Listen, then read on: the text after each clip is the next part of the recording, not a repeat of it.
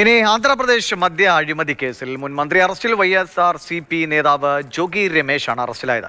കഴിഞ്ഞ ദിവസം ജോഗി രമേശിന്റെ വീട്ടിൽ SIT പരിശോധന നടത്തിയിരുന്നു. KB ശ്രീധരൻ വിവരങ്ങളുമായിട്ടുണ്ട്. ശ്രീധരൻ, എവിടെ നിന്നുമാണ് മന്ത്രി അറസ്റ്റിലായത്, മുൻ മന്ത്രി അറസ്റ്റിലായത്? ഇയാൾക്കെതിരെ എന്തൊക്കെ ആരോപണങ്ങളുണ്ട്?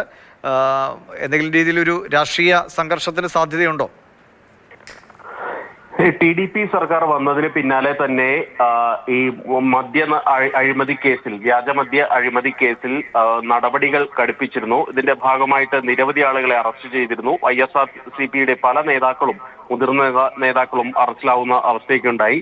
ഏതായാലും ഈ കേസിലെ പ്രധാന പ്രതി എന്ന് പറയുന്ന ജനാർദ്ദൻ റാവു, ഇയാളെ ചോദ്യം ചെയ്തതോടുകൂടിയാണ് ഈ മുൻ മന്ത്രിയായിട്ടുള്ള ജോഗി രമേശിന്റെ പേര് വന്നത്. അതായത് ജോഗി രമേശിന്റെ പിന്തുണയോട് കൂടിയാണ് ഈ കാര്യങ്ങളെല്ലാം നടന്നത് എന്നായിരുന്നു ജനാർദ്ദൻ റാവുവിന്റെ മൊഴി ഉണ്ടായിരുന്നത്. ഇതിന്റെ അടിസ്ഥാനത്തിൽ കഴിഞ്ഞ 2 ദിവസമായി NTR ജില്ലയിലുള്ള ഇയാളുടെ വീട്ടിലും സ്ഥാപനങ്ങളിലും ഒക്കെ പ്രത്യേക അന്വേഷണ സംഘം, ആന്ധ്ര പോലീസിലെ പ്രത്യേക അന്വേഷണ സംഘം പരിശോധനകൾ നടത്തിയിരുന്നു. അതിന് പിന്നാലെയാണ് ഇപ്പോൾ ജോഗി രമേശിനെ അറസ്റ്റ് ചെയ്യുന്ന രീതിയിലേക്ക് പോയത്. ഏതായാലും പകപോക്കൽ രാഷ്ട്രീയമാണ് TDPയുടെ ഭാഗത്തു നിന്നുണ്ടാകുന്നത് എന്നുള്ള ഒരു പ്രതികരണമാണ് YSRCPയുടെ ഭാഗത്തു നിന്നുണ്ടായത്.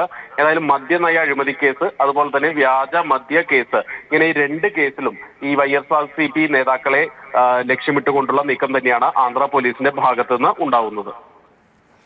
ശരി, KB ശ്രീധരനാണ് വിവരങ്ങൾ നൽകിയത്.